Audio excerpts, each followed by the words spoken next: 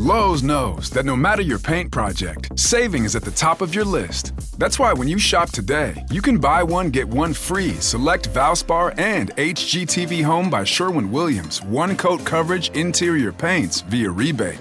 Shop these deals in-store or online today at Lowe's.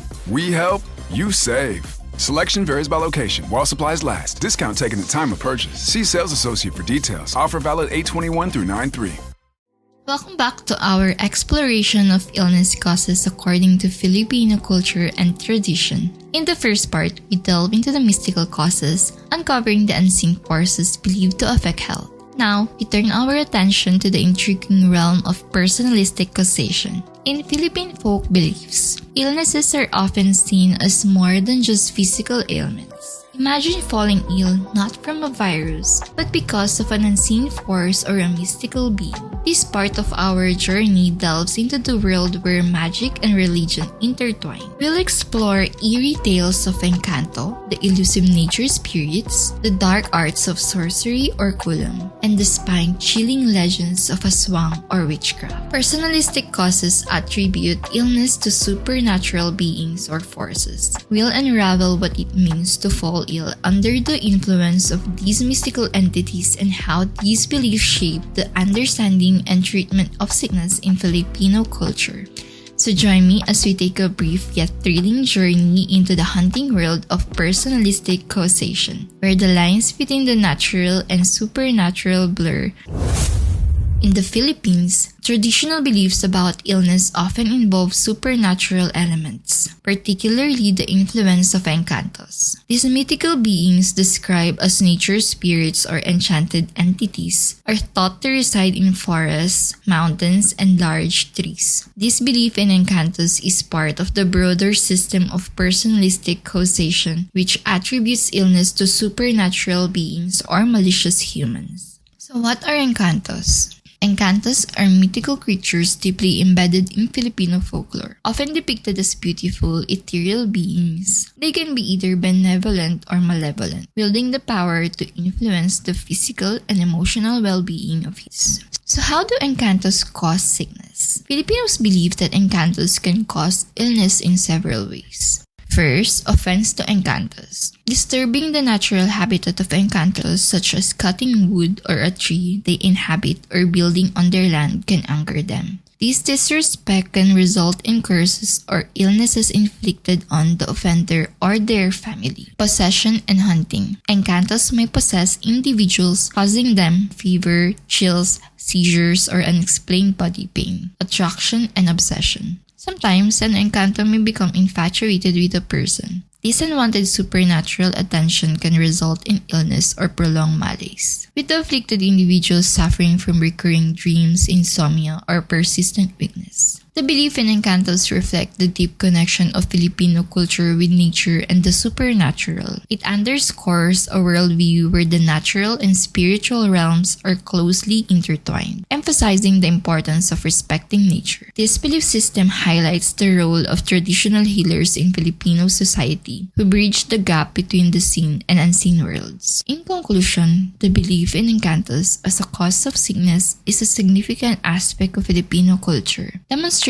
the blend of animistic and supernatural elements in their understanding of health and illness. It showcases how traditional beliefs coexist with modern medicine, providing a holistic approach to health that encompasses both physical and spiritual well-being. As we've seen, the belief in Engkantos offers a fascinating glimpse into the mystical side of Filipino culture, where nature spirits can influence our very health. But the supernatural doesn't end with nature's enchanted beings. Now, let's delve deeper into the shadows and explore the eerie world of sorcery or Kulam. This dark art involves spells, rituals, and curses where human malice meets the supernatural, creating a potent mix of fear and intrigue. If you're intrigued by this topic, be sure to check out episode 4 where we dive deeper into the mysteries of Kulam and explore other facets of Filipino folk magic.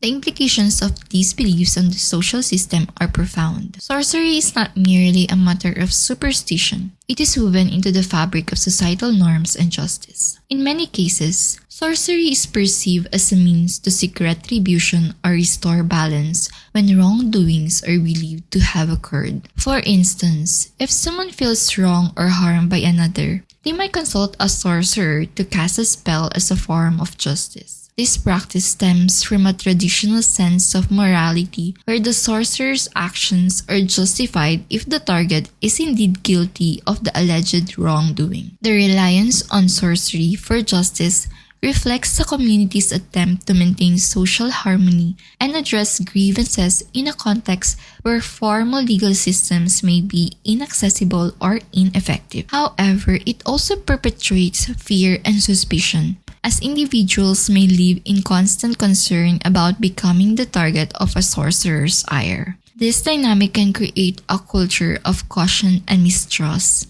where social interactions are heavily influenced by the potential threat of supernatural retribution. Despite the modern advancements in healthcare and law, these beliefs in sorcery and its implications for justice and balance remain resilient. They highlight a unique intersection of cultural tradition and social governance, where the mystical and the mundane coexist, influencing the lives and interactions of people within the community. As we continue our journey through the supernatural landscape of the Philippines, we encounter one of the most feared entities in Filipino folklore, the Aswang. Unlike the enchanting Engkantos or the secretive practitioners of Kulam, the Aswang is often portrayed as a witch, typically a woman living in isolation, shrouded in mystery and fear. In the heart of Filipino culture, particularly in the Visayas region and the southern Philippines, lurks a figure of profound fear and superstition, the Aswang. These witches are believed to bring illness and misfortune to their communities, embodying the darkest aspects of folklore. Often depicted as solitary women with dark magical powers, the Aswang stands as a symbol of malevolence. By day, an Aswang blends seamlessly into society, appearing as an ordinary woman. However, as night falls, her true sinister nature is revealed. Known for their cunning and ability to inflict harm, Aswangs are thought to cause various ailments through curses, hexes, and even physical attacks. They are particularly feared for targeting the most vulnerable, pregnant women and children, or even the dead. The fear of Aswangs extend beyond their supernatural abilities. In many communities, women who live alone or exhibit independence are most likely to be labeled as Aswangs. This reflects deep societal fears and anxieties about women who deviate from traditional roles. Such labeling can lead to social ostracism or even violence against the suspected witch. The presence of an Aswang is seen as a significant threat, causing not only physical harm but also psychological terror. The mere suspicion that someone might be an Aswang can disrupt the social fabric of a community, leading to distrust and fear. Perception of Aswangs varies across the Philippines. In the Visayas and southern regions, strong, independent women are often feared and suspected of being Aswangs. These women are seen as threats to social order and traditional gender roles, embodying the community's anxieties about deviating from the norm. Conversely, in the northern Philippines, the cultural attitude towards independent women is more positive. Here, such women are more likely to be respected and viewed as assets to the community. Their independence and strength are often positively reflecting a different set of cultural values regarding women's role. The belief in Aswangs as witches who cause illnesses underscores deep-seated cultural fears and mechanisms of social control within Filipino communities, especially in the Visayas region. Women who are independent or solitary are often unfairly targeted, highlighting ongoing issues of gender and societal expectations. In contrast, the northern regions of the Philippines offer a more positive outlook, recognizing the value and contributions of strong, independent women to society. This regional contrast provides a nuanced understanding of how folklore and social norms intersect in different parts of the country. Now, let's move on to the third and final category of illness causation according to the cultural health beliefs in the Philippines: the naturalistic perspective. In this view, various natural phenomena are seen as causes of illness. Filipinos attribute sickness to environmental factors which are believed to disrupt the body's balance. Let's explore some of these naturalistic causes. Winds. Seasonal changes bring about different wind patterns which are believed to affect health. For instance, the concept of singaw ng lupa or vapors emanating from the ground is thought to carry harmful elements, especially during warm weather. There's also a cultural fear of rain, which explains why people cover their heads when it rains, to protect themselves from these perceived harmful effects. Thunder. Thunder is another phenomenon believed to cause illness.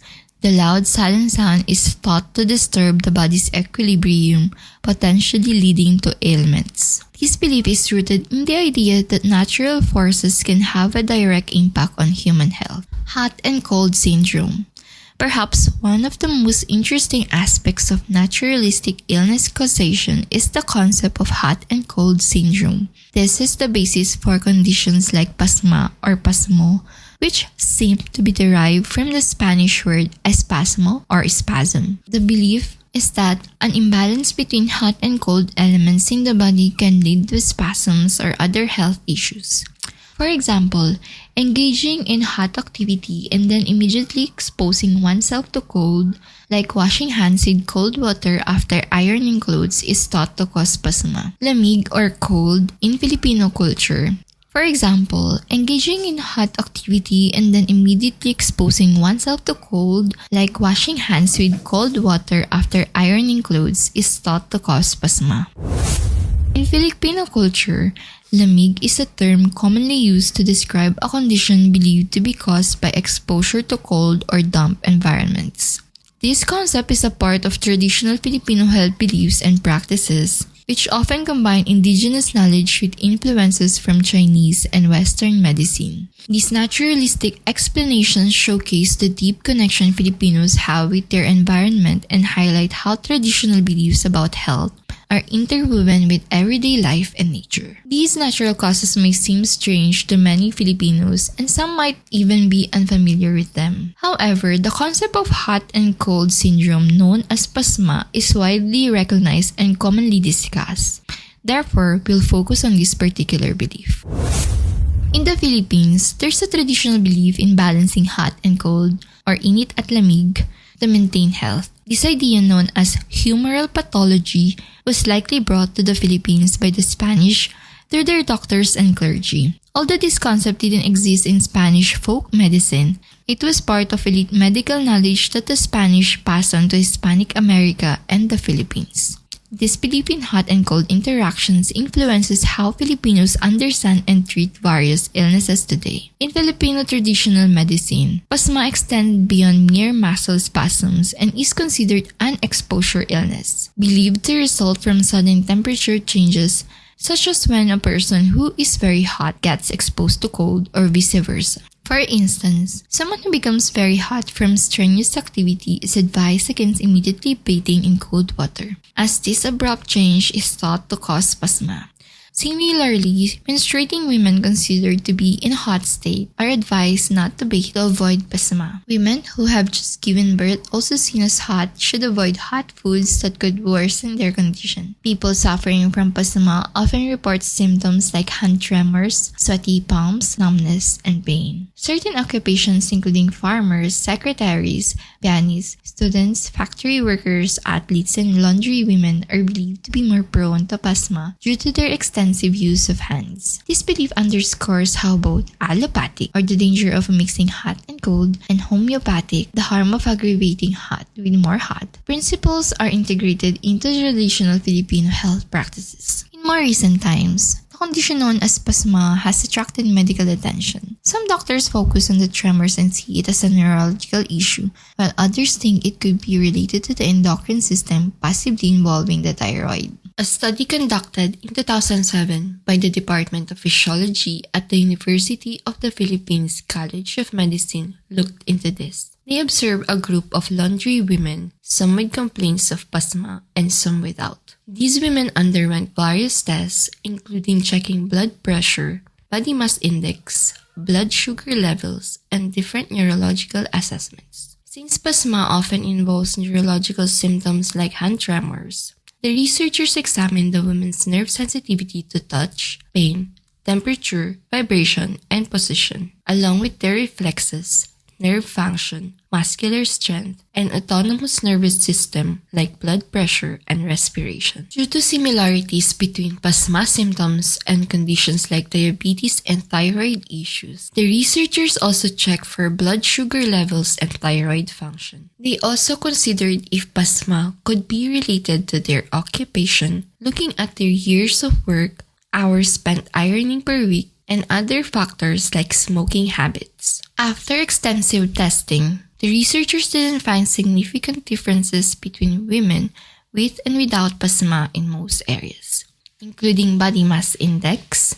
menopause, smoking history, and signals of carpal tunnel syndrome. This suggests that understanding pasma remains a complex challenge in the medical field. The research team uncovered an intriguing detail during their study. They found that women without pasma returned to normal blood pressure levels more quickly after tests like hand grips and cold pressor tests compared to women with pasma. This small difference raised a question. Could women with pasma be more sensitive to the cumulative effect of stressors than those without? These findings seem to align with another aspect of the women's lives. Women reporting pasma tended to have more jobs and longer hours, particularly in ironing tasks. This suggests that women with pasma might experience higher levels of stress and may take longer to recover from those stressors, as indicated by their slower blood pressure recovery. The helpers shared common beliefs about the causes and symptoms of pasma, such as mixing hot and cold, sweaty palms, and tremors. However, treatments varied widely from coconut oil and alcohol to the infamous remedy of urine. Prevention methods also followed a pattern, emphasizing rest before exposure to cold water.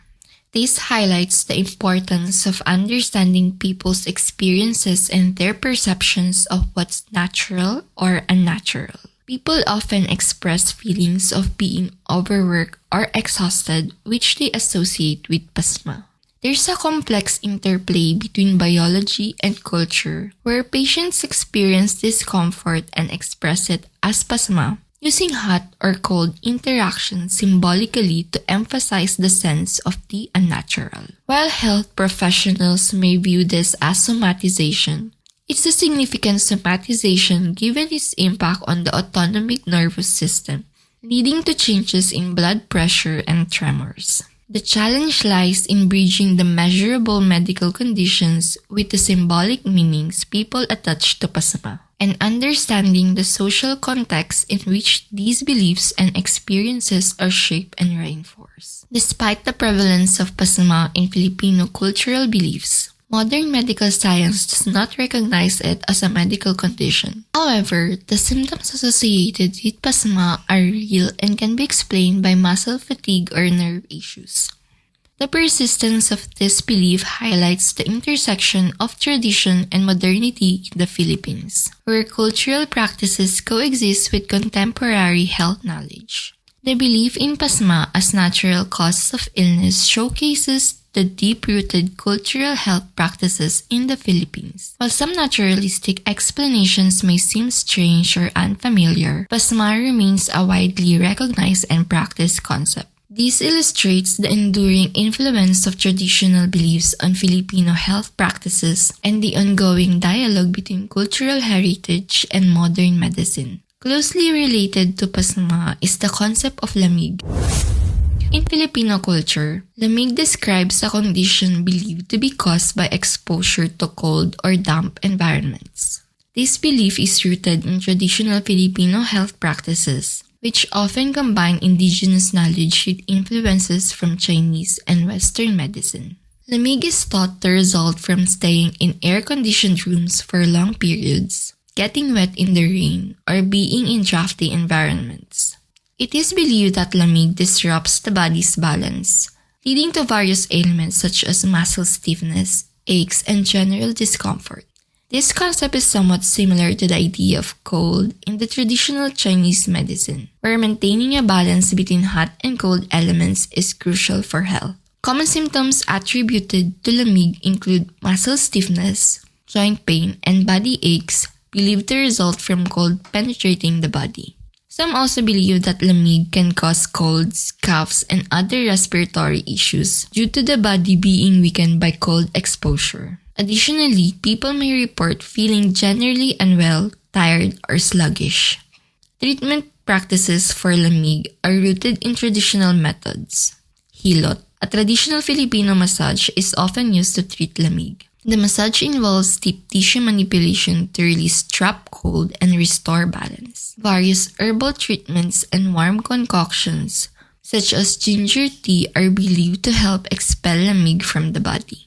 Additionally, practices like avoiding baths immediately after exposure to rain or cold weather or sukob, wrapping the body with warm blankets or balot, and steam inhalation with medicinal herbs or suob are used to combat the effects of lamig. In Filipino culture, preventive measures are commonly taken to avoid lamig, such as wearing warm clothing, avoiding direct exposure to cold drafts, and not sitting on cold surfaces. The term lamig is part of everyday language and health discussions among Filipinos, reflecting its deep-rooted presence in the culture. While the belief in lamig persists, especially in rural areas, it coexists with modern medical understanding. Some medical practitioners may acknowledge these traditional beliefs and incorporate them in their holistic approach to patient care. Modern medical explanations can bridge traditional beliefs about lamig with established medical knowledge. For example, muscle stiffness and joint pain, often attributed to lamig, can result from prolonged exposure to cold temperatures, causing muscles to contract and joints to become less flexible. Cold weather can exacerbate conditions like arthritis or cause muscle strains due to reduced blood flow and tightness. Similarly, cold and damp conditions can weaken the immune system, making one more susceptible to virus infections like the common cold, aligning with the belief that lamig causes respiratory issues. Understanding lamig in the context of muscle and joint pain, respiratory issues, and general malaise allows for a more holistic approach to treatment, integrating both traditional practices and modern medical knowledge. This integrative approach can help address the physical and psychological effects of cold weather on health. In this episode, we embark on a journey through the fascinating and intricate understanding of health in Filipino culture, delving into the myriad beliefs surrounding the causes of illness.